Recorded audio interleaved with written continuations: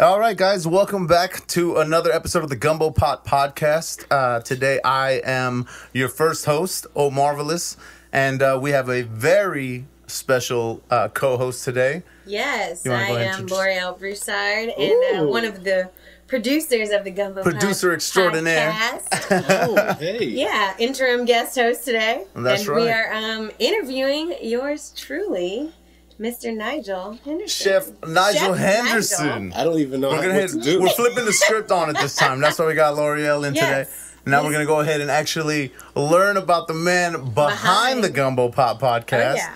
The creative genius. We're going to go ahead and start off like usual with a quick toast with Uncle Nearest. Uncle Nearest. Cheers, sir. Cheers. Eyeballs all day. All day. Otherwise, you get bad luck. I want to have good sex. I thought it was... It's 7 years bad sex. I thought it was... 7 years bad sex, bad luck. I don't want to find out if it's grand. Well, what if you like successfully cheered like a couple of times in a row? Like I've had a good week of like not missing the eyeballs. So does that cover me? For 21 years? Yeah, I'm like, I'm solid. I don't need to look at anyone in the eyes again. No, I don't think it works like that. You can't compound them together? No. Eyeball karma. See if and so this is the karma. We derailed so quickly. All right, but basically what we're doing now is we're going to go ahead and we've interviewed some people and we've learned a lot of interesting things about a lot of interesting guests, but we want to know what's going on with Nigel. So the reason that there's two of us today interviewing is that Nigel's story interweaves into both of our lives at different points. But before we get to that, let's start at the very, very beginning. Nigel. Yes, sir. Born in L.A.? Born in L.A. Born and raised. Mid-city L.A. My mother was born... she was born in New Orleans, but she grew up in the Nickerson Garden Projects, and my pops grew up in Compton and went to Centennial High School. And then I grew up in L.A., mid-city L.A. Went to high school at St. Bernard High School. That's where I met this guy. That's right. High school. Yeah, I mean, I think we've covered it before, but Nigel and I met, what would you say, your sophomore year? Sophomore year in high school. He was in... I like to say he was in an advanced math class, but it turns out I was. You're like, then that means I was there too. I'm smart also. The antithesis of the advanced class. Shout out to Ms. Jackson. Shout out to Ms. Jackson for teaching Nigel, because I didn't retain any of that shit. But it's algebra. What am I going to be, a physicist? That's science. Okay. He's always been like this. I'm like, mathematician. But I mean, you need math and science. And I was like, look, I'm not going to do it. And this is when Omar had bangs. Bangs? I love bangs. He still kind of has side bangs. Well, they show up but it was time to time. But if I get flustered, it just keeps going down like this. And then it measures my mood. He also danced, and he was he played musical instruments. That's right. He was a battle dancer. No, we didn't. Did we have a band? It was a lame ass band. So that wasn't in there. You were okay. That's how you know it wasn't, because if he was like, "Oh, it was a slamming ass band," I'm like, "Yeah, I think I was in that." It was very minimal. It was like 3 instruments. It was 3 instruments, and that was it. That was it. Dang. And so but yeah, that's how we got cool. Because I sat behind you, I think, or next to you. Yes. It was something like that. And so it I was ridiculous every fucking class. Yeah. It was a lot of like, it was basically this every class. I was like, yo, stop paying attention. Don't be a loser. I'm like, I have to study. Fuck study. I'm like, don't study. Dude. Who is this guy? But that's the funny thing, because like I remember, so I'm a year ahead of you. So I left in '98. And you don't have to tell people. No, tell us. You're revealing all the secrets. Yeah, this is on video. If you can't see the gray hairs here, you know that I didn't graduate in any of the aughts. Otherwise known as this is pre. Like, I'm not claiming my year on here. I'm like, I was a few years younger than Nigel. Don't worry about the year. Don't worry about it. But I essentially. I lose touch with Nigel in essentially for me '98. That's what I was about to ask you, is when did you guys reconnect? Like, cause man, I feel like I just met you. I mean, I just met you recently, when I moved back to LA. But yeah, I was like, when did you guys reconnect? Not till way later, because I go I leave high school, and then you obviously are there for another year, and then after that you go to Atlanta. Morehouse. Morehouse. Shout out to Morehouse. Yeah. So and that's where you met her. Yeah. Were you also going to school there, or were you just like partying out there? Well, yeah, right. Not in Morehouse. No. Not in Morehouse. Definitely not. You're like, I had a super special scholarship. Yeah, I'm like, the only girl. No, I was at Spelman, same time. And when did we meet freshman year? We met freshman year, but we met through my roommate. Well, no. Chad. So freshman year, everybody kind of meets everyone, but it's kind of oh, what's up? How you doing? We're drunk at a party. It's, might have danced with you, like West Coast. It's a Bristol. He was showing up. Yeah. But then my roommate was from Texas, and he actually grew up with her. And he's actually like one of my best friends to this day. Nice. Yeah. But that's how me and Chad, his roommate, went back to like diapers. Yeah. Our parents went to college together, so I've known him forever. And so, I think we met after that, like at a party. At a party that we threw at my apartment. Yeah. No furniture, but it was alcohol up the ass. Yeah, that's how it goes. Yeah, but, if you have furniture, then people wouldn't be think they can stay. Yeah, exactly. I'm like, oh, I'm sorry, there's no couch for you. You might as well sleep on the floor. We're going to sleep on the floor. Yeah. But the thing with her was like, you're cool. It was like, you're cool. It's like, you're kind of like me. You're like the female version of me. And then that's how we became cool, because we would talk shit about people. We have the same view on a lot of shit. Nice. Like, whenever we were dating people, it was like, oh, yeah, that's why, I can see why you did that. Exactly. She's a Taurus, too. Yeah. She's a Taurus. Yeah. Birthdays not too far apart. So I'd be like, oh, yeah, I see. She is her fault. I got your back, bro. Yeah. And then it's like, you're perfect. You're perfect. Yeah. And so then, for years on, I mean, off and on, always supported me with my businesses. Like, they had a t-shirt company called Rock the Vote. We talked about that with your brother Brandon. In one of our episodes. And, when they needed a caterer, and I was really starting out. Beginning. Yeah. They was like, can you cater this event for 200-300 people barbecue? And they were like, we got a grill this big. And I'm like, fuck it, that whatever. That was for Super Bowl, right? It was for Super Bowl. Party. Like one of those travel Colemans. Yeah, bro. People were in line for hours, but it was so good. But, they rocked with me. And they even when they actually were producing some other shit. Yeah. They asked me to cater it. They wanted vegan soul food. Man. I provided How did that go? Gotta cater to everybody. They loved it. Everybody. But over the years, she's always supported, and vice versa, and just always been a good friend.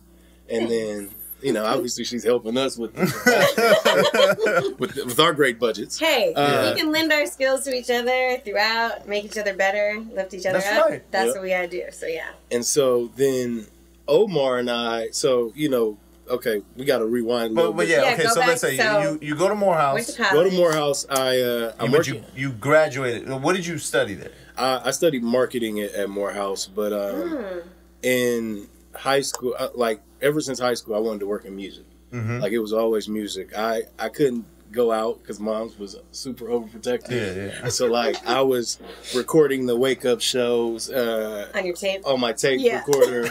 All the dance bands. I got a new TDK. I got the latest battle. Did you hear? But then it was that's how I kind of always fell in love with music, and thought that I wanted to do business behind it, because I didn't feel that I was a creative. I didn't know how to play an instrument, but I always had an ear for music, and always had an eye for business and mind for business. And then, so in college, instead of spending most of my time in class, I split it between class and interning at Sony Music. Yeah, Sony. During, not even, it wasn't even street team. I got in a program that paid me and put me in direct direct contact with all of the promo reps. You were one of the lucky ones before they ran out of money. All right. So, yeah, this is exactly. I'm like, oh, you got paid as a college student for music? So I was like, I just got to keep posting. Yo, it was the best situation. Exactly. What? Exactly. I mean, they put me to work, but of course, This was during the So Def days. Yeah, when it was popping. Yeah, Ludacris was Chris Lover on the radio. Yeah. And Jagged Edge was just now popping. And so music was always my shit. And so, but while also getting a job that also paid more money so I could get through school, I worked at a restaurant. And so that kind of... What restaurant did you work at? Hula Hands. Oh. I was a server. I was a server trainer, a corporate trainer, and I was a prep cook. Prep cook because... I didn't even know this part. See? Look, I didn't even know this part. But let me tell you why I became a prep cook. I gotta leave this business meeting, guys. I gotta go prep. Yeah, I gotta go prep. Like, I know I'm also a corporate. No, it wasn't that sexy. It was take off your black shirt and put on your chef coats and go cut onions, motherfucker. That's all it was. But I did that. Finally graduated. Took an extra year. Shout out to Morehouse and your extra year. It happens. A lot of them do it. I did not. I graduated proper year, even though my diploma says otherwise. Yeah. Another story, another day. I put like extra years on my shit. Yeah. I was like Van Wilder. I was like, I gotta leave? Why now? Like, shit, I'm finally killing it. Yes, oh my God. This is the Omar that I know from high school. Yeah, straight up. And so I moved back to LA and was working at Interscope Records. Got my first job. It was amazing. It was the shit. It was like, boom, this is what I've been working for. And a couple months later... What were you doing at Interscope? I was the assistant to the head of A&M Records, or like the second or third assistant. Jeez. And assistant to the general manager of A&M Records. And it was a shit show for me. Like, me and the head didn't really gel. You know, we can always point why that stuff didn't happen. Okay. I think this had to do with it, but we're not going to point fingers. What? That you were ashy? Yeah. I hate that. For those of you out there listening and not watching. Because I don't have the I rubbed my hand to insinuate it wasn't ash. You see this? It was more of a hue. It was hue? Yeah, shade. And so... left there, eventually got a job at William Morris. And around the same time I was going through those trenches, one of my good friends, who also is one of our producers on the show, who allows us to have this studio. Thank you, B. And how we kind of met everyone. The camera is not pan, but we're doing it. We're doing it so you can see. But Brian... Trying to show you. Brian and Mac they had a studio in Exposition in La Brea. And this back in the day was the hood, but this was the spot. This is where they created music for Janae Aiko and Miguel. But this is early. This is early. This is when Miguel had no hair. Yeah. This is when Janae looked younger than she already does now.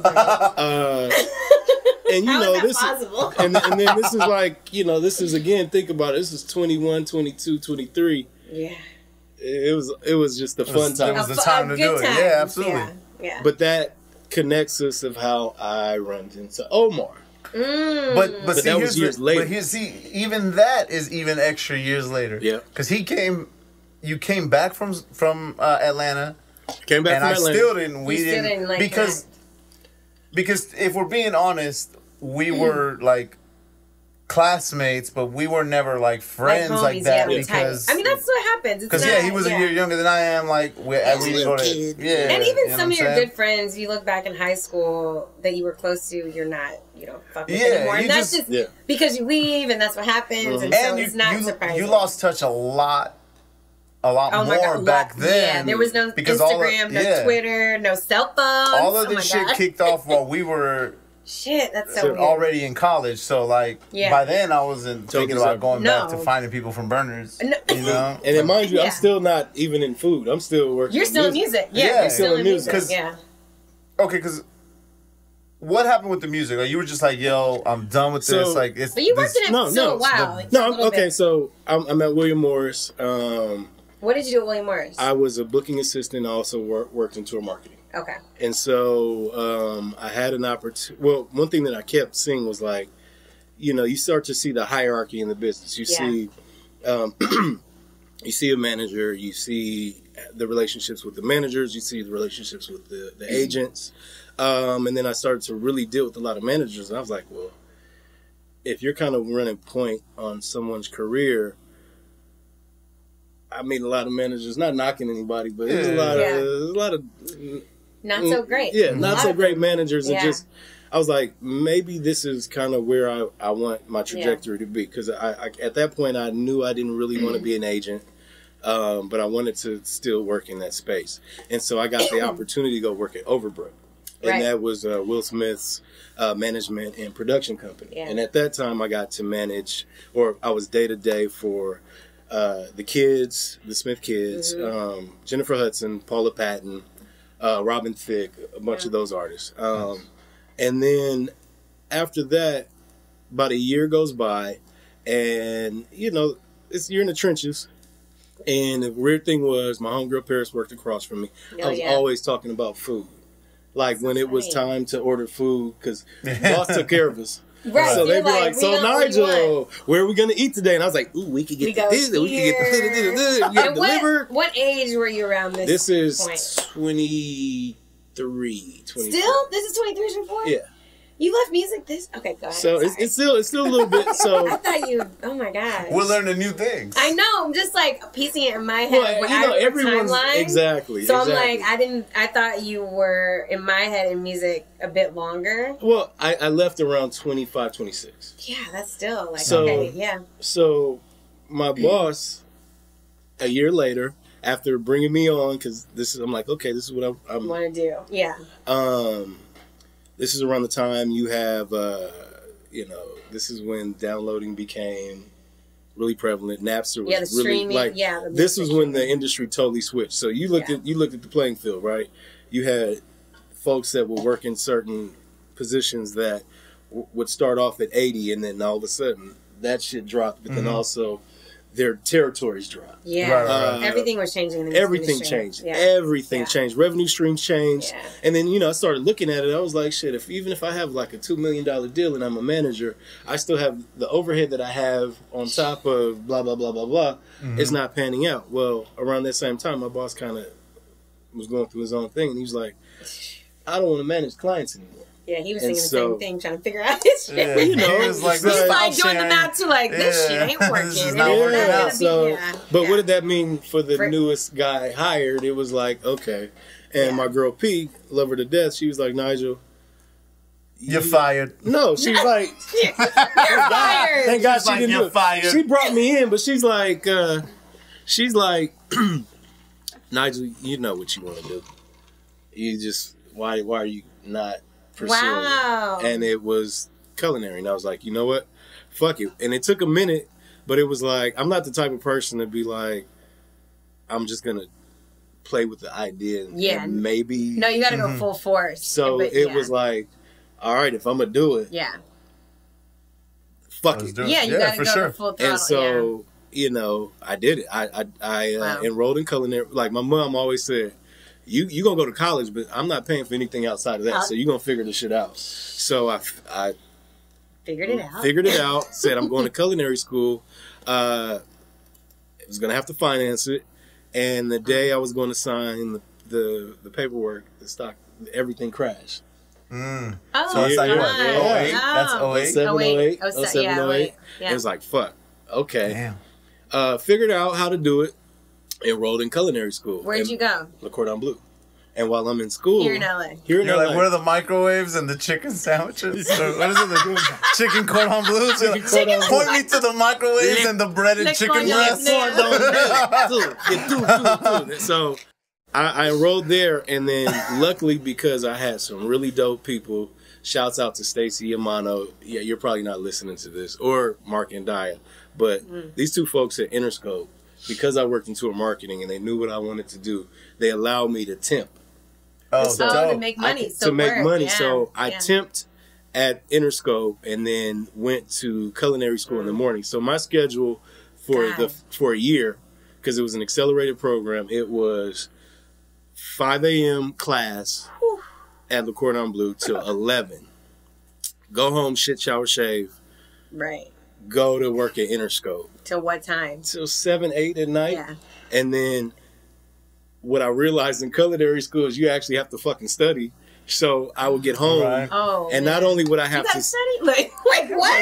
I'm out. Please, I'm done. I'm studying. Like my first day in, these motherfuckers is like, you got a paper to write, and I'm like, the fuck? You have papers? I had papers and shit. I was like, oh, this is some you mean like a menu? Did you know this? I was like, where the eggs at? I was like, I could. You're like, let me crack an egg one hand. I got this. Yeah, wait, you have to write papers? Papers, all that shit. Fuck. I had to practice knife cuts at night, and I had gone on like 3 hours of sleep. So oh my God. I did that shit. That sounds sick. How many cuts were there? Oh, there's a lot. You cut yourself. That shit just, you get used to it. You be like, oh, the hell in a week. It'll be fine. Like, I got one today. Man, damn. So, okay, what was your first class? Like that, what's that 5 a.m. class? No. So, it goes in stages. Oh, okay. So, you're not touching shit. Food, You're cutting potatoes for the first 2 weeks, and you're like, I want to cook. And they're like, no, motherfucker, you're cutting potatoes. And then now you're going to study eggs. And it's like, all this shit that I thought I knew how to cook. I thought, it was like, you don't know shit. And so, yeah, it was a lot. But luckily, during that process, I met some folks that were closer to my age, because I was an older head at that point. That's so funny. But it was like... I mean, you're like 24, 25. This is around the time people were like just starting culinary school, so people were leaving high school and going straight to culinary school. Yeah, so you have motherfuckers that didn't realize, it's 25 racks right off the meat rack. Gate, so you better hit the ground running or you can be fucked. Hence why Le Cordon Bleu is not here right now. Shit. Oh, that's a whole nother story. Yeah. But there was 3 people that I worked with, and we always competed. One lady was I think she was a DA at one point. Another a district attorney. Oh, okay. And she changed. I was like, what's that culinary situation? It's like, and what's my dessert apprentice? I'm with you. I'm like, dessert? Assistant? No, she wasn't.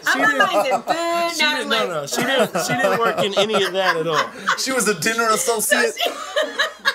So everything I'm like, what's that? But here was the thing about her. She had money, and she's a great lady, but she traveled so much. Her knowledge of food was like, when we were doing vinaigrettes, she had traveled so much and tasted so many different vinaigrettes. She knew options. Really? So like we're like petering along. Her vinegar, she's like, apple cider vinegar, lemon juice, thyme, rosemary. Oh, we're gonna put tarragon. And you're like, oh shit, I'm just learning about tarragon. Tarragon. All right.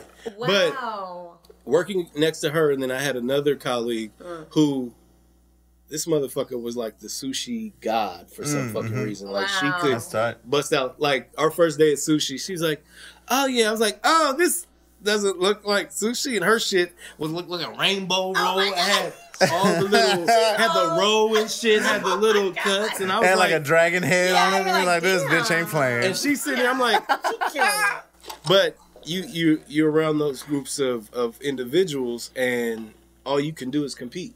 No, that's great though. They're pushing you to be better every fucking day. I mean, you enjoyed it. I enjoyed it, but it was hard as fuck. I mean, it's hard. I'm sure. Every day we competed, but at the end of it, we all graduated with honors. No, which was great. And then I had the opportunity to go to New Orleans, and how did that come about? Let's just talk about that a little bit, because we can talk about your mentor. Okay. So Chad from Texas introduces me to the New Orleans clique.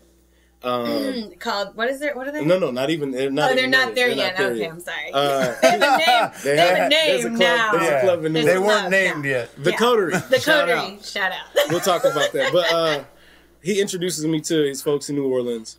I go down there, and then all of a sudden, I'm partying with a whole different group of folks that all grew up together in New Orleans. So wait, your boy is there too. Time out. I'm like, so I don't know this. I don't, how you meet people for certain reasons. I mean, look at this. we kind of reconnected and look at this. Yeah. I'm partying with all these folks from New Orleans. I'm going Bayou Classic, Essence, Mardi Gras. It's like all of my boys are in New Orleans, and I'm meeting all of these folks. Fast forward, I'm in culinary school, and they're like, "Yeah, Duke, your boy Duke, he's in culinary school at the same time." And I said, "Where's he at?" He's like, "Le Cordon Bleu." I was like, "Word? Which one?" He's like, "The one in France." I was like, "Well, fuck." Oh, well, Jesus. Well, fuck. That's flex. Flex. Okay, flex. But this is where it changes, right? Okay. So they go, "Okay, he's at Le Cordon Bleu in France." And I was like, "Well, it's not easy to get in there." So they're like, "Well, his grandmother." And I was like, "Wait, who's his grandmother?" And he goes, "Leah Chase." And I'm like, Wait.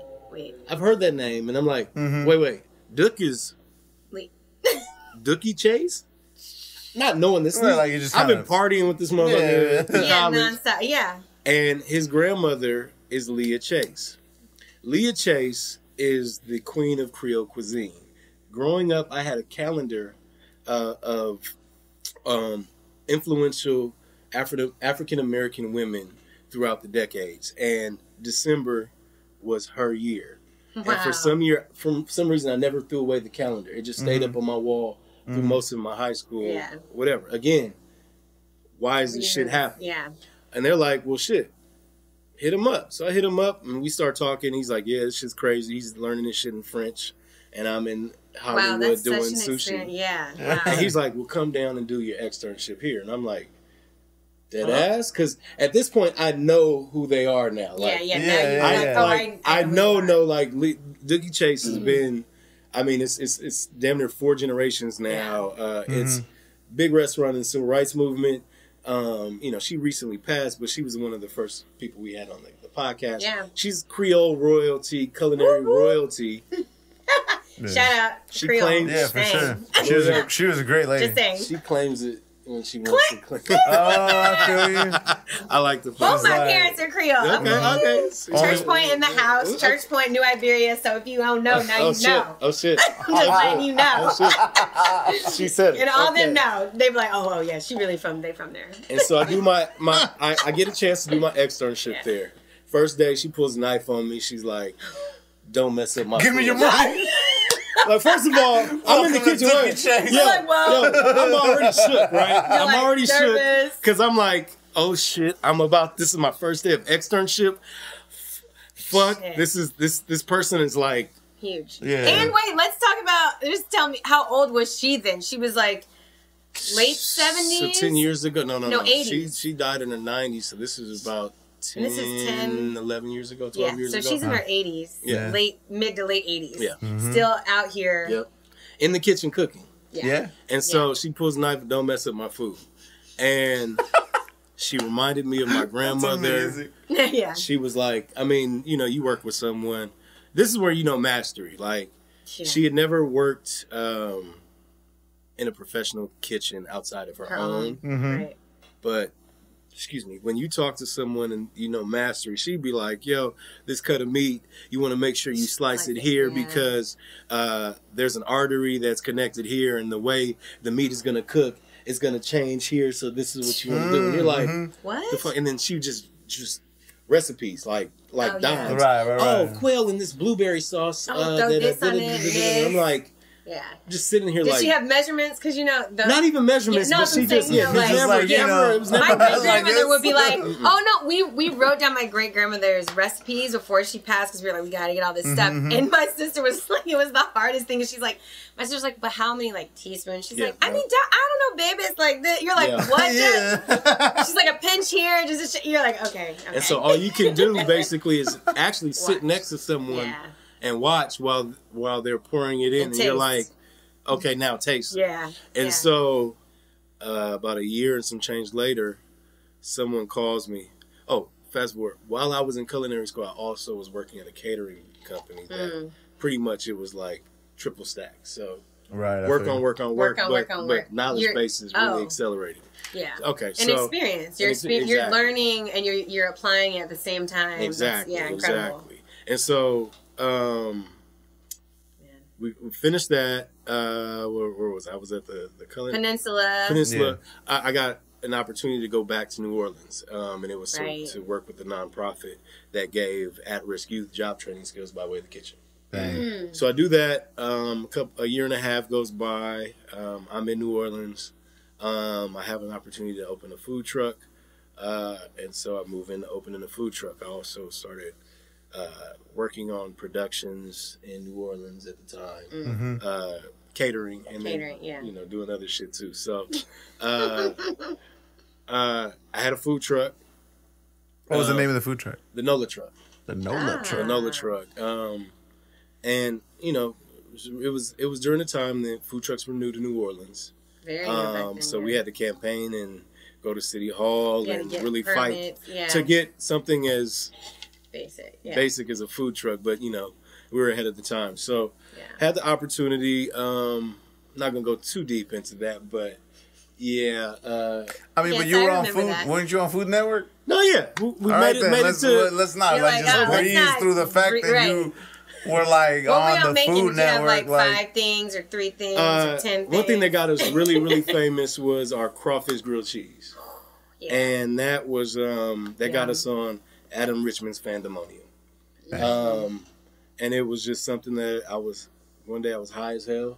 And I just kind of came up with I was like, this would be delicious. This would be delicious. Add some taco seasoning. Exactly. Right. Oh my God.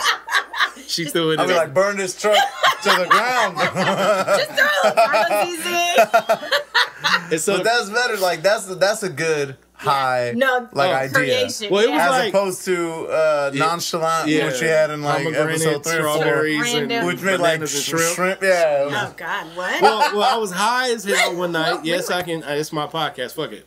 I mean, it's legal. It's legal in California. So at the time, statutes limitation. Yes, it's cool. It's fine. We're not gonna get the plays in Singapore.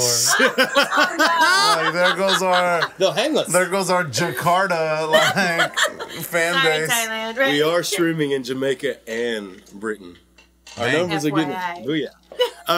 And so I was high one day, and I was like, everybody goes to Jazz Festival because this thing called crawfish bread. It's crack. It's that good. It's like a pastry.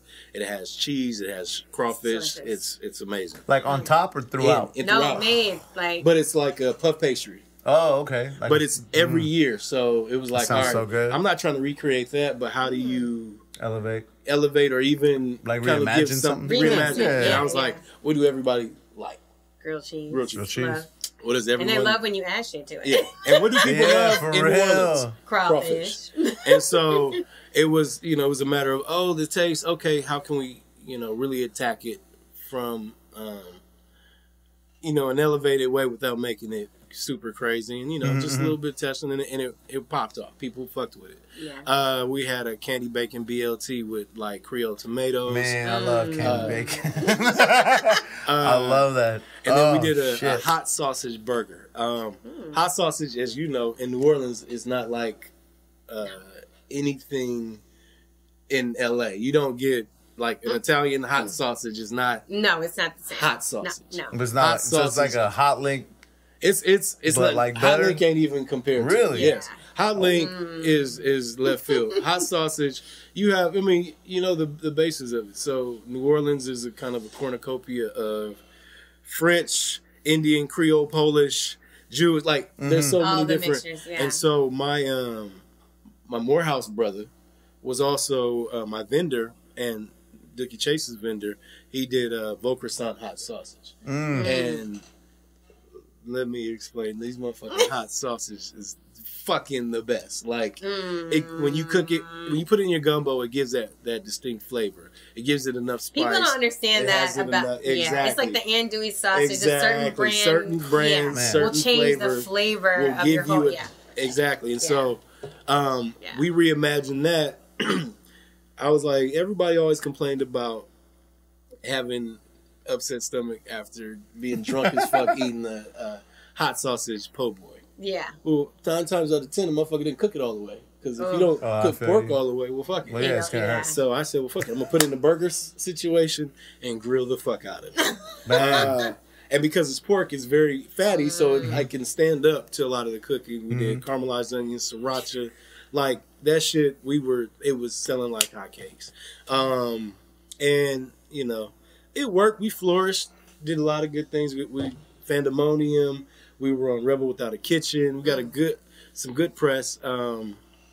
But I'll just say this: be very careful when you pick business partners. For sure. Yeah.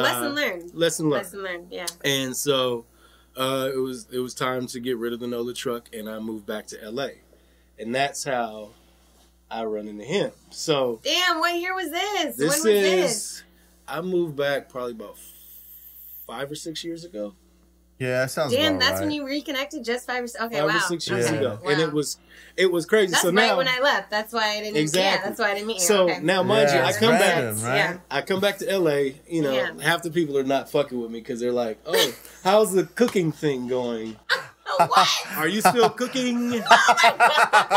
Do you regret your decision?" And I'm like, nobody does that. Maybe some people were watching Top Chef around that time, but it wasn't. No, the whole thing was it wasn't like being oh, a chef you're a was chef, like blowing up around that, like just blowing where people were really getting into cooking and like all these chef shows. Yeah. Mm-hmm. Yeah. I knew. He used to come to my place before. Yep. And we were like, I wouldn't compete with you because I'm not a chef, but I can cook. I'm a home cook. And I like to say. No, she can burn. And I'd be like, her brother can burn too. Brandon can cook too. Yeah. He'd be like, what are you making? I'm like, I was going to throw together some pizzas. He's like, wait, I'm sorry, what? I'm like, yeah, I have the dough. I'm going to roll it out. What do you put on them? I don't know. I don't even eat pork, but I put some pancetta. I did a butternut squash sauce. Oh, I'm coming over right now. Yeah, there's enough. Come on. Just bring some liquor. So he's like, what we doing? Yeah. I'm like, Tasty, I'm gonna get your opinion. Exactly. But that was always the thing. And so, but by this time I'm back. Yeah. In LA. And I think I was in New Orleans for about 5 years. Yeah. You know, everything changed. My peoples is popping now. Motherfuckers got new studios now. Yeah, dude, everyone's like got super popping. Homies are now like repping. Like Miggs is blown up. Janae's blown up. Fisticuffs, shout out. They were in the studio. They were blowing up. Yep. And you know, like folks are like, "How's the cooking?" And I was like, "Fuck, okay." I had a contract. Like, I don't know if you've noticed, but we're blowing up. How's your kitchen? And I was just like, "All right, it's a new playing field, right?" And so I started doing pop-ups. I started working. I started catering. No, you started killing the game. Here. I mean, like, in a way that, like, you became more visible in LA with you being a chef. And, like, I mean, I had moved to Atlanta right after I think you had moved back. And I was, like, sad that I wasn't here to, like, come to your pop-ups. I'm like, damn, this shit looks popping. But it was, and you were getting traction, though. Like, people were finally, I think, from the outsider looking in, recognizing you as a real chef and a business partner. Like, you did stuff with AJ and them and their spot and, what's the spot in K-Town? Lock and Key. Lock and Key. You did a bunch of, you were just doing dinners and all this dope stuff. So I think, to me, outside looking in again, it just seemed like you were getting more visibility and more props. And so you don't know that shit when you're doing it. You're just like, well, you're grinding. You're grinding like you're you're busting your ass. Like, I gotta bust my ass. Nobody knows what I'm doing. They think I'm bullshitting. Exactly. Well, here's the thing. So, again, everybody's popping. So, Miguel is Miguel, right? And so we're Can I just drop a gem that I remember seeing when he opened up for Iman, otherwise known as Mateo. Yes, years ago. Back in the day, and I will never forget. I'm like, oh, this guy is like pretty dope. Like, who is he? Yeah, and here we are now. Just had to drop that in there because it was, And so, mind you, he's popping, right? He's like, hey, we're gonna all kick it at the house. It was like, all right, up there would be. And we sitting at the table drinking and whatnot, and guess who the fuck walks in? This fucker. Oh! Man. And I'm like... I was like, forget about the celebrities. I'm here.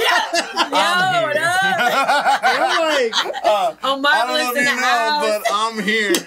I'm like, who the fuck... What the fuck are you doing here? He's like, what the fuck are you doing here? Why are you questioning me? This is my family's house. I was like, what are you doing here? You don't belong here. And so I've known... It was so funny, man. We had a laugh at that. And so, you know, it's always been peace, but, you know... That's that's how, like, again, you have people like they come in and out of your life for a reason. Yeah. And when I was doing the podcast, and I was new to it, I was like, well, shit. I remember you sent it to me.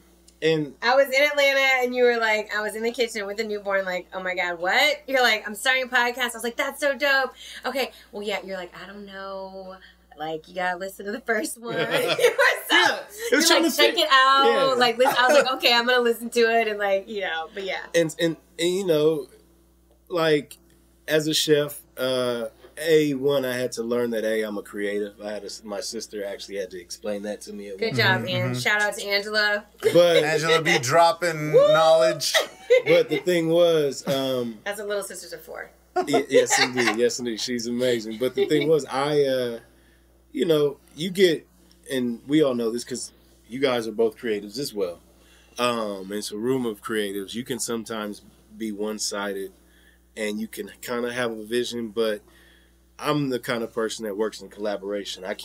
I like to throw ideas at you, whether they're good or not, and I like them to come back. I think that's the Taurus in us. I'm like that very much so, where someone's like, I'm not that creative, and my brother's like, dude.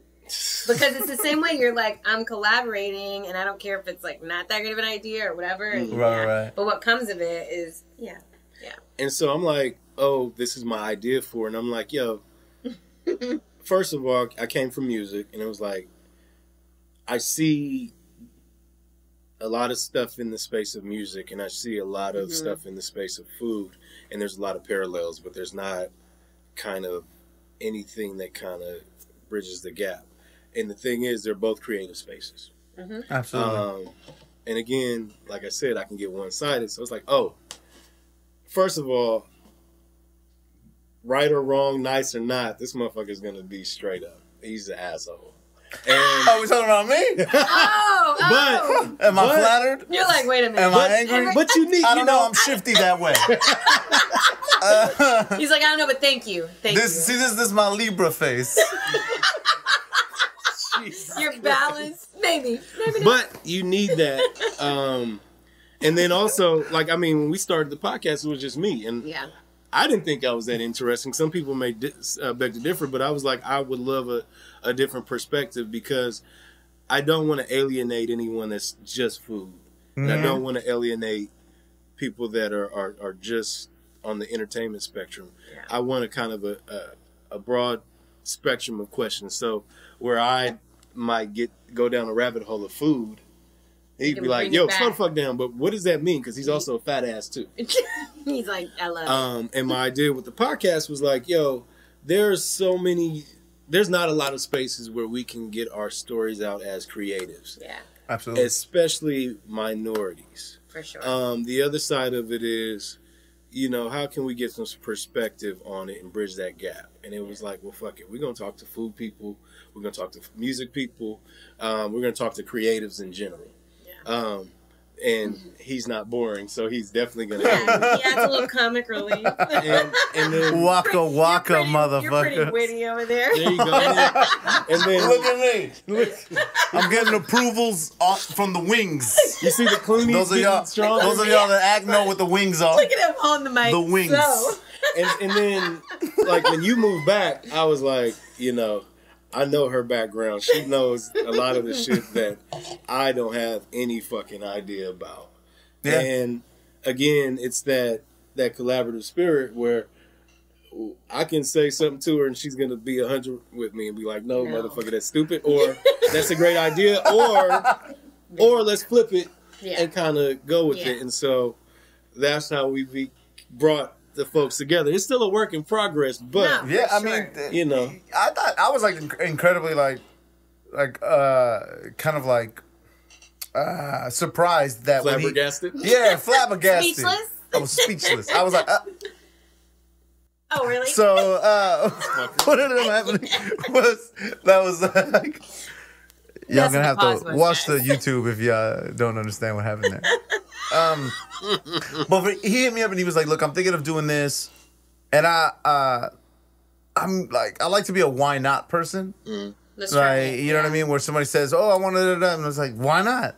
Do it. Like, what's the worst that could happen, right? So he's like, hey, I want to try to do this. And I was like, go for it. And I immediately was like, whatever you need from me, like, I'll help you out. Yeah. Like, and at first we thought, like, I was like, maybe we'll get together and, like, work on intros, or maybe we'll get together and work on this and that. And although we were friends or whatever, we never had to work on anything together, right? Because, I mean, not an algebra I like class, to eat. Hey, I don't do math, class. and I don't... Not in math class and not in high school. Yeah. He wasn't doing that shit. So I was like, hey, whatever you want. And then just through, like, he did the first couple ones by himself, and then we were going through, like, oh, we could have asked this, and we could have asked that, and we're thinking about just brainstorming. Yeah. Because it's all, like, this is kind of... Like, you're just on, like, a wild horse, or, like, on a train that's going down this track, and you're like, I'm going to try to figure this out. Exactly. Yeah, totally. So when he was like, yeah, no, you should come on, I was like, yeah, man, whenever. You know, well, time out. It didn't just work like that. Like, a gentleman that you don't see behind the scenes. We're going back to the wings. He's standing over there. He's overseeing everything. His name is Chris Plata. He's sound engineer extraordinaire to the stars. Christian Plata. And he's Christian Silverman. He was the one that was like, you know, we all here, we support you. Put Omar on, and I was like, I mean, I was thinking the same shit because I like, you know, I like my voice and everything. But even learning, like, this wasn't my lane. Yeah. And he was like, yo. I was like, well, shit, I'll ask him. And Omar was like, why not? Yeah, it's like, what can I say? Try it. Yeah. The spotlight always finds me.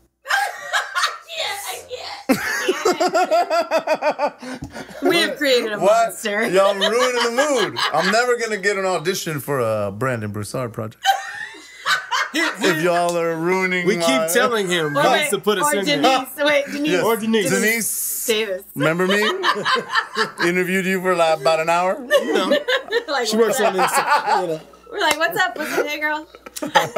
I'm very insecure. I worked it in there. I didn't think I was going to, but it happened. It happened. You did it. It happened. I'll drink to that. I can't. I'm going to just take a sip on that note. I'm going to just take a sip of Uncle Nearest. And, you know, I mean, this is our 10th episode, but, you know, it's taken a little bit of time, longer than we may have thought, but, like, it's still a work in progress, but I'm glad to have everyone involved along for the ride. It's a learning process. We're going to change and evolve.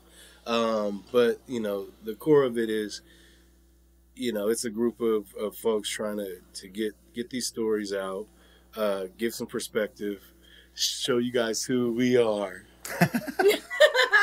And all that good shit. Yeah, and also, like, it's not so much putting on people that, you know, we happen to know. It's just those are the people we have access to. Right now. But it's putting people on that, like, what would you consider mainstream or, like, popular, like, opinion they would overlook. Or they don't get the shine. They haven't hit that level to where people think they should care about them. Right, you know what I mean? But the point is, like, you need to care about them now. Yeah. Because at least for me, like, let's take it to music. Like, I love getting into bands or artists before they really blow up. Exactly. You know, Exactly. It kind of makes you a bit of a dick later down the line because you're like, well, I used to watch them for $5, and now, show for free. So, but I think that's really good for what we're doing. I mean, sure, like Leah Chase was already a legend by the time you know we met her, but like Nonchalant's like starting up, or like I'm not.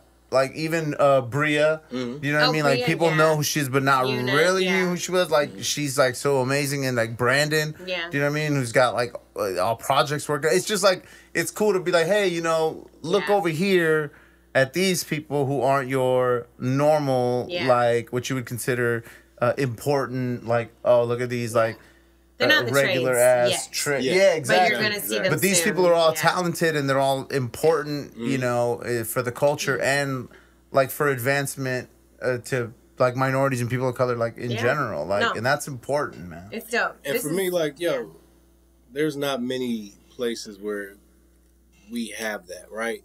There's not that many places where a creative can actually have a candid conversation and a motherfucker actually give a fuck about what you say. Yeah, absolutely. Because you think about these promo tours and shit like that. When you're interviewing or you're having a conversation with someone, they just want certain bullet points. Yeah, they want to hit the questions about that project and or that's whatever. It. Yeah, and you got 20 minutes and And guess what? we have all of how many subscribers? Thank you. Yeah, for everybody. I mean, whoever it is, you know. But it's like, I mean, the thing is, it's great. It's like we're in this new space in podcast land, and it is the Wild Wild West. And so, you know, I find myself in driving through the city when I'm like, oh, fuck, I'm going to be in traffic, or I'm on a road trip. I'm like, oh, let me listen to these podcasts I haven't listened to, because I'm kind of tired of hearing music. I hate to say that. Yeah, no, but sometimes, like, I'm like, oh, God, like, I just want to, like, hear something funny or hear a story or whatever. Yeah. And it's so refreshing, you know? And so it's great to have this podcast, other ones to listen to check out that are, you know, fall in line with your interests. So, yeah. On this line of questioning, I'm gonna switch this over because I'm gonna do what you normally do. Okay. To our normal guests. I'm like, I'm not. You putting me in the hot seat. Yeah. We're gonna switch over a little bit. Mind you, this is my second pour of Uncle Nearest. Mine too. We're still working on sponsorship. We're only middle. We're working on. Come on, send us some bottles. It's 10 episodes. Come on, Uncle Nearest. 10 episodes in. Yeah. 10 bottles of Uncle Nearest that we've purchased. Yeah. Just send us one bottle. We'll keep we're like, buying what's up? We're like, what's up, Theo? Theo Nearest, and he's like, oh, what's up, step nephew? Yeah. Like, I was like, all right. I'm looking out for you, son. We haven't been written into the will yet. But you know, we ride hard for Uncle Nearest. I love it. This stuff is amazing. It's 100 proof.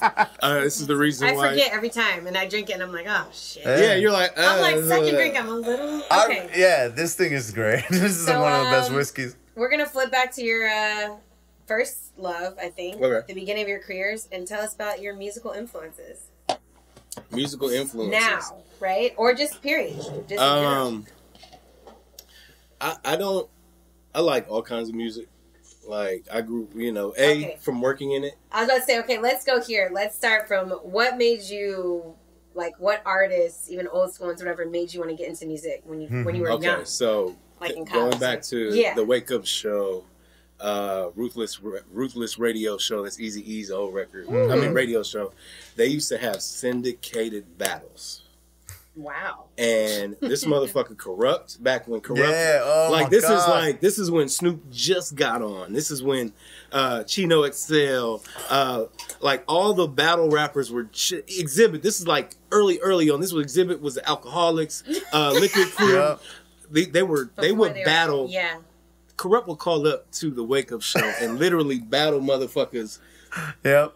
And you had to get up early for that shit. Yo, this is like 1 o'clock in the morning too. Like like this is when I heard that song from the Tunnel mixtape that Funk Flex did with Tupac and Biggie, and like I got 10 Mac 11s, about 838s, 9 10 Mac 10s, the shit never ends. Shit. Like when I heard that shit, it was like, you know, that emoji. Yeah, boom. Like the head just exploded. And then the Alcoholics, I was like, this is my shit. And then, like, music, like, that was the only shit I could go to. So that, like, I don't have a specific band, but, like, music, that right there, recording that shit on the tape deck and taking and having all the battles and memorizing it. Plus, here's the caveat.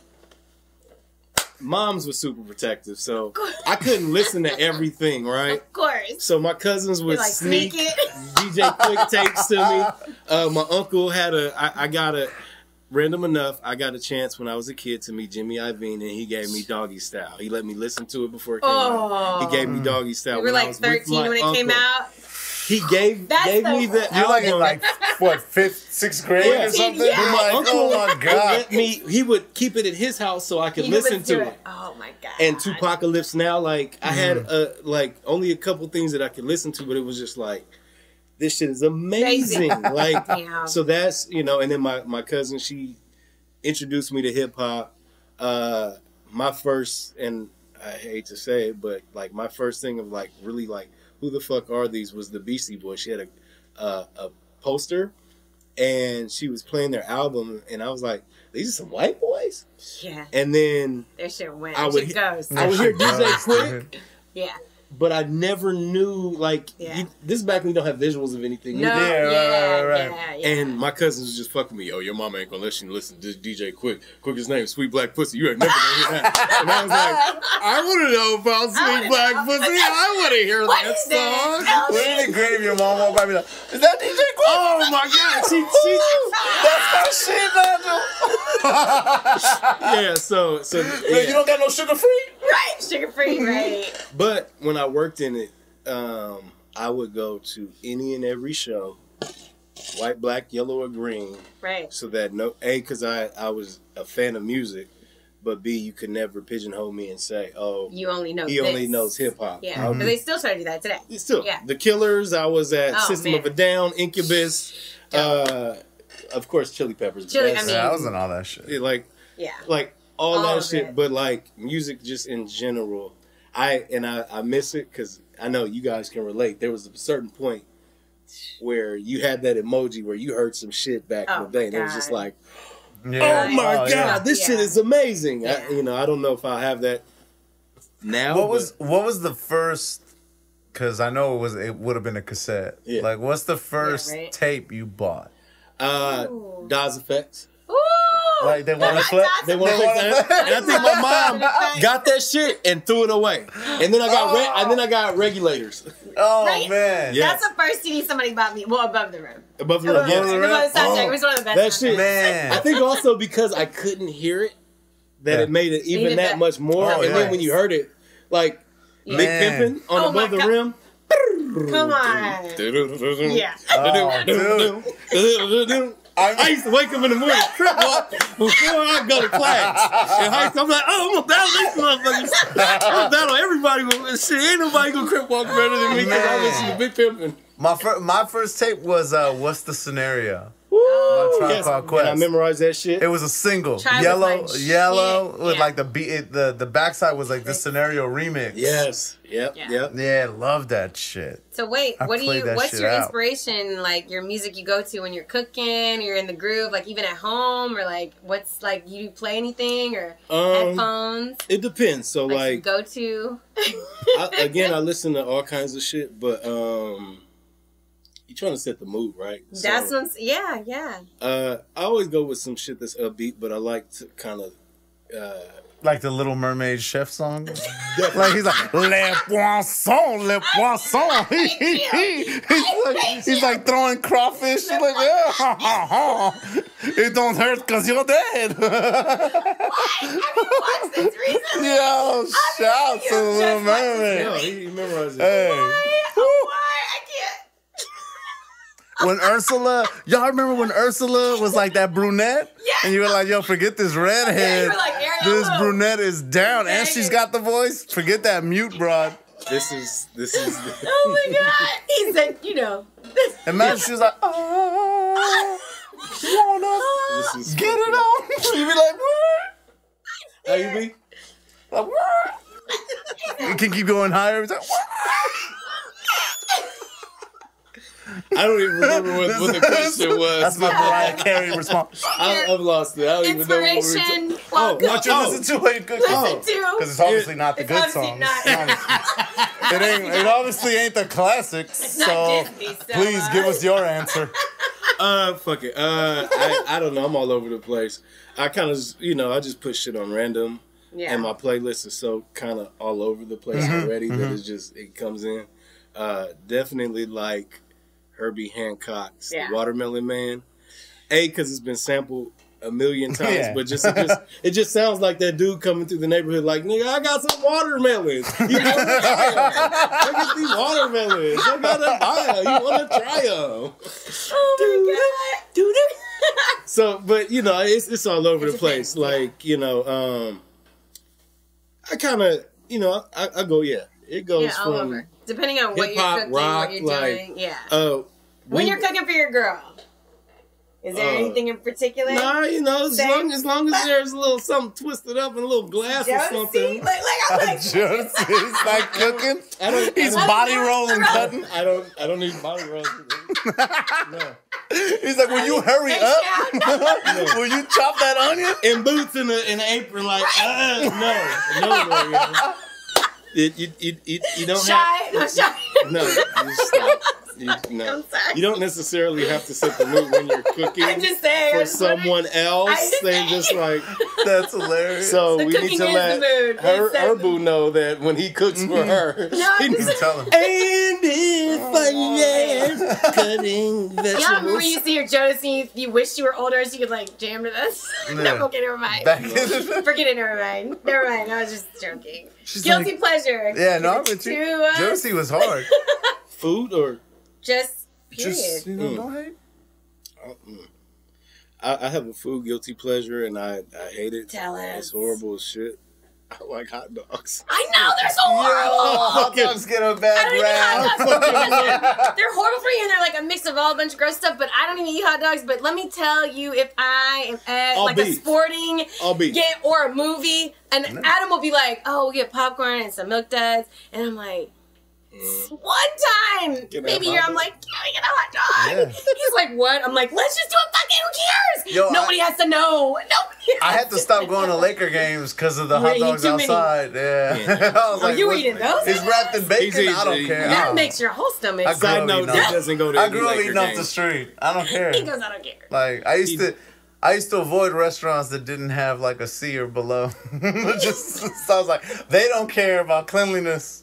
But they're gonna care about flavor. This is what we're dealing with Omar. And that's why I don't have any allergies. Because I eat it all. I can drink milk. I can eat anything that's 2 weeks old. Milk. Whatever. So yeah, hot dogs are my guilty pleasure. I'm not mad. I'm not. But it gotta be an all beef. No, the good, like Nathan's. With you know, like a brioche bun, you know what I'm saying? Like a little fancy, but delicious. You know, elevated a little bit.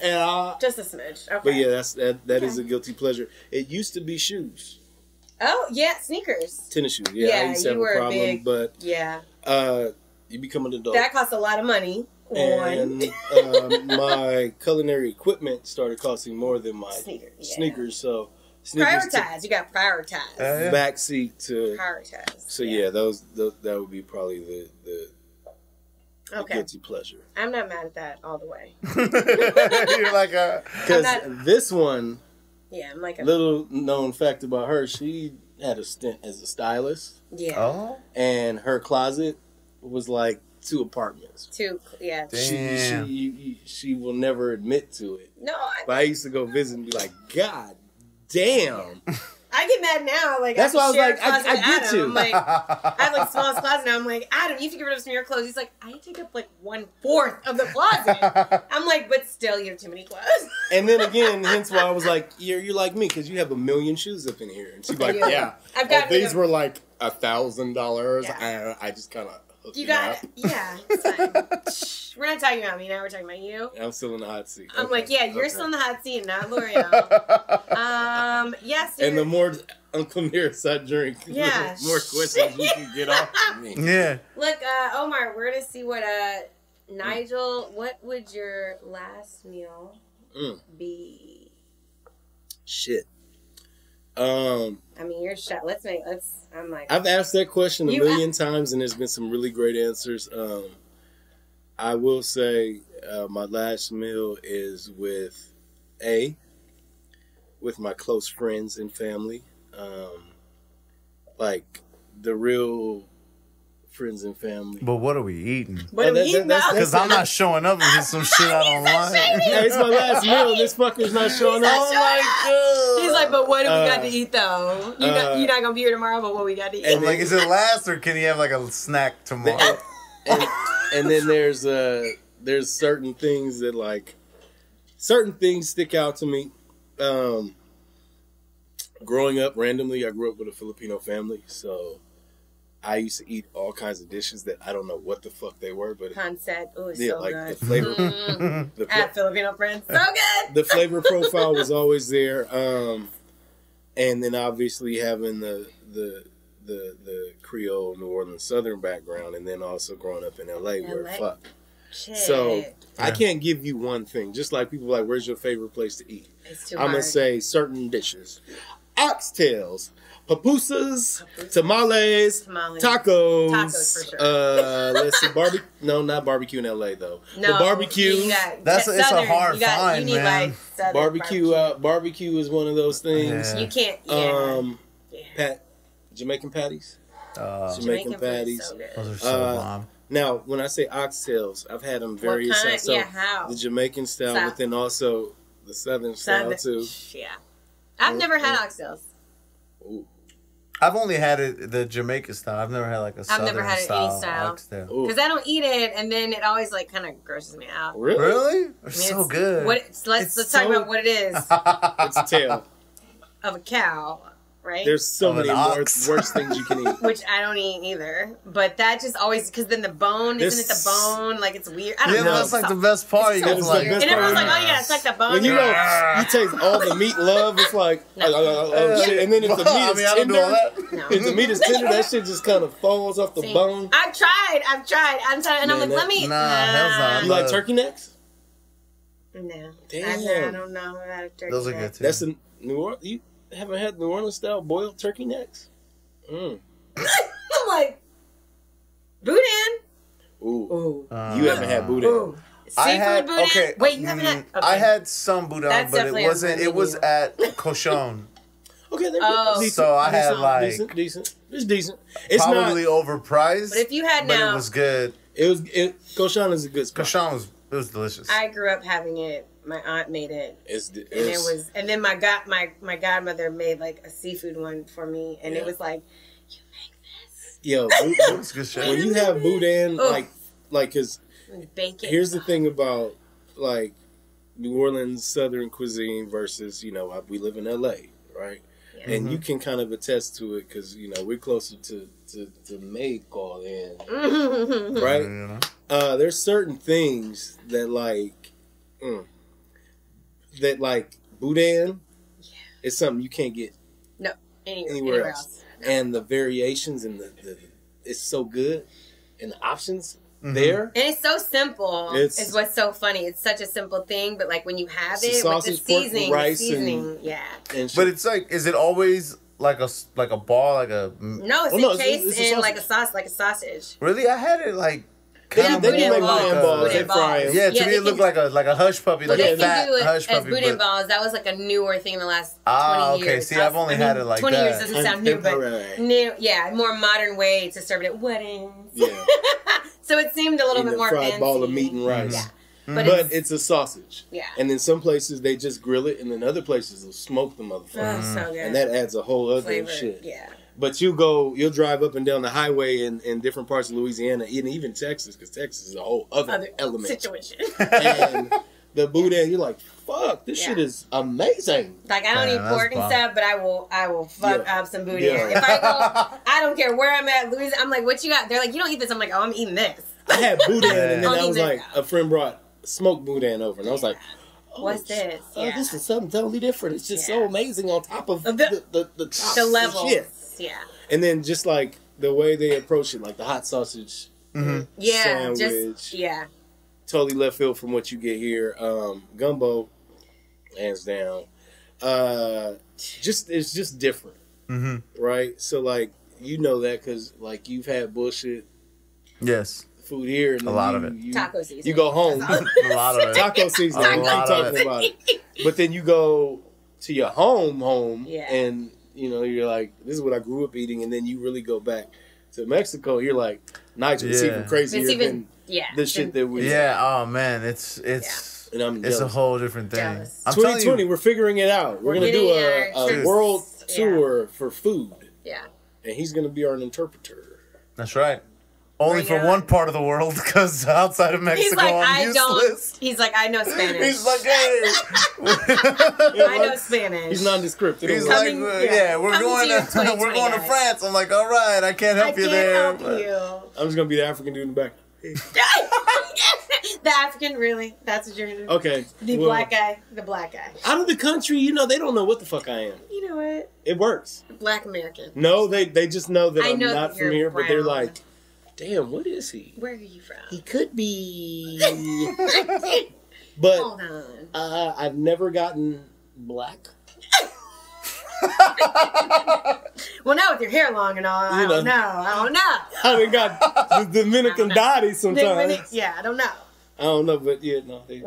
I think we're nearing towards the end. Yeah, I think. And, I hope we gave some kind of content. No, this is, I'm pretty sure there's something worthwhile in there. Listen, guys, there's some good stuff. There's hopefully. The last thing that I know you always do is you ask your guests for a little bit of advice. You call them the pearls of wisdom that you would give maybe to younger yous or younger creatives or just creatives in general that are maybe struggling with changing careers or any of that stuff that you think. I've done it myself a few times. So, any pearls of wisdom that you want to give, please share. Shit, I should have thought about it. Since I knew it was coming. I knew it was coming. One thing, and is I mean, if anything that we've seen even from this conversation, pour that shit out. We celebrating the 10th episode. Oh, there's final episode. You don't burn bridges. You never want to burn bridges. And you never know where a relationship or you come into contact with some person, where it can lead. And that's not to say that you are looking to capitalize on it, but I mean, I met this man in high school. Yeah. And we traveled the world together. We have. Isn't that crazy? We're actually crazy. Yeah. And met you on a whim, and we've worked together. I've met your family. You've met my family. Like, one thing is never burn bridges. There's always a rhyme and a reason. We may not understand it. And two little tidbits. When you kind of put on blinders, those things they put on horses when they don't want them to kind of get distracted. When you put on blinders and you kind of just see a goal ahead of you, Thank you for that definition of blinders. There you go. You just got to go straight towards it and not let the noise of your friends and your family members fuck with you and be like, you can't do it, or I don't like that shit, or how you going to afford culinary school? Are you gonna leave entertainment to go be a cook? You can't. Don't listen to that shit, and don't get discouraged, because those same motherfuckers is gonna be like, oh, so how's that cooking thing going? Are gonna be like, can I hire you for this event? Mm-hmm.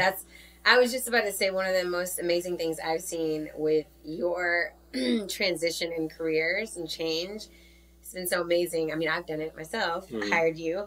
But, I mean, all of your friends that were like, oh, doing big things, right, when you came back, a lot of them have hired you, which is so amazing because it's like we recognize talent. We knew, and you're like, oh, no, and refer you. So that's what's amazing is just like keeping those relationships, which you already did because a lot of these people were friends.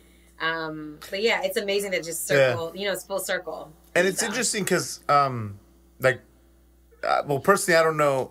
Well, I doubt that you would cook for anyone before you and I, essentially reconnected, right? Like, you might have cooked for, Brian and Mac or, people who had known you by then. A couple celebrities. Right, exactly. But, I mean, as far as our group, what would be our friends, if you will.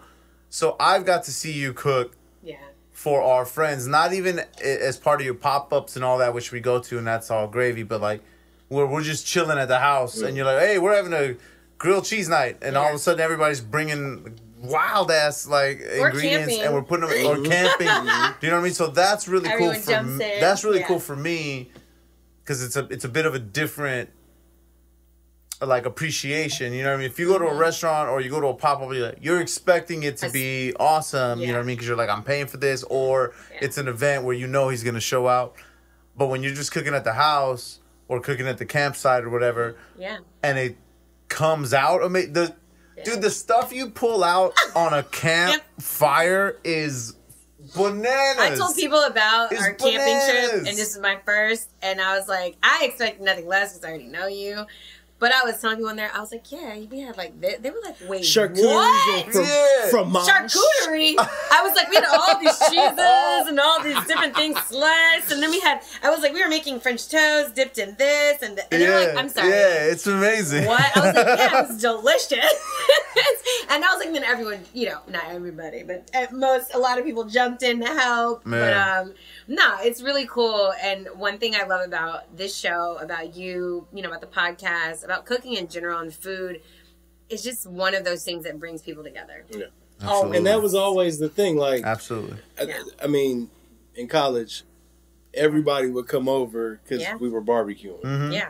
And that was always the thing. That's why Thanksgiving is one of my favorite things, because, like, it's favorite holidays, because, like, at the core of it, fuck what the holiday stands for, but at the core of it, it's food. It's food and family. Family. Yeah. I like it better than Christmas. Yeah, fuck Christmas. I don't like Christmas. Fuck Christmas. Like, it's just a different vibe, different feeling you get. That was always the thing. Food always brought people together. It always brought my homies together. It was always something kind of in the wheelhouse. It kind of just escalated from there. I mean, just escalated a little bit. A little bit. You're a chef now. A little bit. Right. Now, time out. My you guys are always like, oh, you can cook and shit. It is nerve-wracking cooking for your friends. Oh, I'm sure. I can only because you want shit to be amazing, and y'all motherfuckers are like, it's amazing, but it's also like, but the pressure, y'all don't put the pressure on. We put the own, that pressure on our own. Like, if the shit is nasty, are we gonna say it? And your friends are like, my friend's a chef and the food sucks. Like, it's like, oh shit. Even your friends will be like, oh, it was great. Yeah.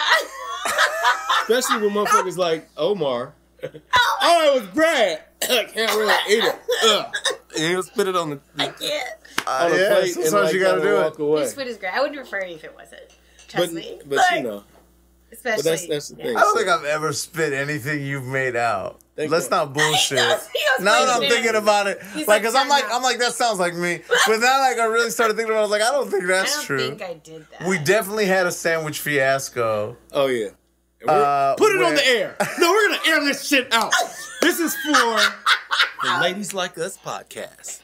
And I'm talking to you, Nadia. Oh, Nadia! I'm talking to you, Nadia. I'm not a part of it. I'm just kidding. What are we talking about? We went to Joshua Tree, and Nigel was like, I'm going to make some sandwiches, right? And we're like, okay, cool. And we were making sandwiches, what would you call them? Because they're like, it was in the style that they're made. It was like a ham pie. We had this grilling situation, and we were grilling the iron. And in the thing. Like that. Like a pocket. Like exactly. Like you're making like hot pockets or something. Yes, yeah, exactly. Like and it was one of those where the sandwich had like hot peaches on it. It was brie and that sounds delicious. Grilled peaches. That sounds grilled delicious. peaches. I would eat that. And that did not. Balsamic reduction. Yeah, and it just didn't. It was not. There are sometimes fails. Okay. Yeah, not everybody's gonna like 100%. But what did Nadia was just like calling out? She's like, I don't like this. This is not good. But wait. And I was like, you don't like this? I'm like, can I have your sandwich? And she's like, no, like, I just don't like it. And I was just like, wait. She sat in the corner like this. I don't like it. And Omar, the asshole that he is, he's like, Nigel, guess what? She doesn't like your sandwich. I'll put anybody on blast. It's okay, Nigel. I was like, be honest. Ham and cheese for me. Yeah, I was like, be honest. But him being so extra and then just fucking with her, it was amazing. I made her so like self-conscious about it. Sorry, Nadia, I was not part of this. But I was. But yeah. But I got an extra sandwich out of it. But no, I like cooking for my homies. I like cooking for people that aren't the homies. I just like cooking. And the cool thing, though, with cooking for your friends is you kind of get to... I'm down for you to experiment foods on me. It's fine. Mm-hmm.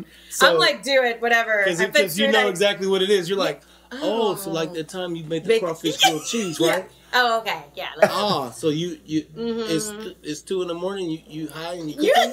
Okay, I'm coming. Yeah. I'm coming with the baby. And what do I need to do? She's asleep. It's fine. It's fine. And then in this one, he's like, "Are you cooking? All right, we'll be over there." I don't care if it's gonna take a long time. Yeah, I got a What do I care? No, I got a joint. It's cool. Yeah, like, you know. Great. as long as you can give me the call, I'll be there. So all that to say, make sure you come to Rhythm and Brunch LA. Shameless plug. Coming out. It's a pop-up next month. Coming up soon. Make sure you subscribe to... What date? The 24th of November. I will not be here. She's like, when is that? So I can make sure not to go. I'm there. Now I have to change my ticket. God damn it. Because we still do pop-ups. Yes. And I take pictures of all my friends at the pop-ups, and I use them for promotion. So yes. Yeah. We don't come dusty. Well, yeah. I mean, we'll definitely let listeners, viewers know whenever those are coming up. We'll put it up on the IG, of course.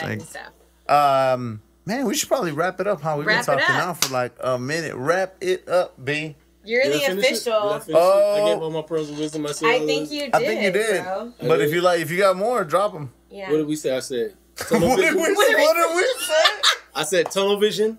Did you? Yeah, I believe it was blinders. Now, if you don't know what blinders are, so you know what a horse is, right? Right. So, like, imagine that you don't want the horse to look in other direction. Yeah, thanks, guy. And you're like, I would like to blind the horse. Those things, you see. Peripheral vision. What should I buy? Just saying. So you just someone's like, you over-explain the re-explanation. the over-explanation that you already Obscurial? did. No, that's too much. Let's go with blinders. Uncle Nearest is getting to us, guys. Absolutely. If you have an idea, just say fuck it and do it. Yeah, go for it. What's the worst that can happen? You can record 10 episodes with your friends and have a podcast out of nowhere. Mm-hmm. Yeah. Be a good person. True. Don't be an asshole. No, you can be an asshole. Just don't be a piece of shit. If you're gonna be an asshole, be charming. Be a charming asshole.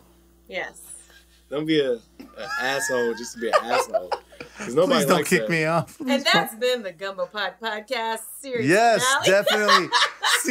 Season finale. 10 episodes in the book. We obviously got more coming for you. Thank you so much for listening. Yes. We of course thanking Nigel for being our guest. Nigel. Not like he's not here every week. Yeah. Every week.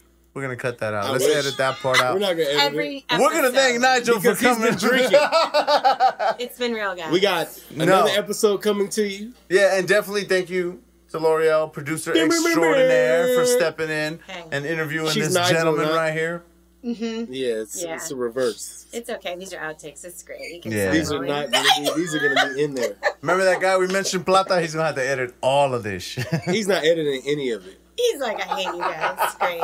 And Adam's not. He's already any of this shit. Yeah. So. So it's been real. All right, thank you. Cheers to the end of the first season. Absolutely. We made and many more. Keep more of these going. Many more. Boom. Yahtzee, motherfuckers. Oh, you're not ready, Angela.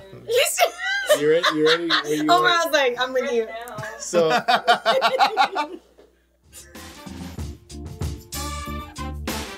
All right. Another episode in the books of the Gumbo Pot Podcast. Subscribe, tell a friend, and tune in to our next episode. Check you out later. The Gumbo Pot Podcast is recorded at Gustavo's Golden Glove Gymnasium. Sound engineered by Chris Plata. Executive produced by Nigel Henderson and Omar Alcibar. Subscribe. Send a carrier pigeon, text message, smoke signal to your friend, neighbor, cousin, sister, brother. Just make sure you pass on the Gumbo Pot Podcast. 1.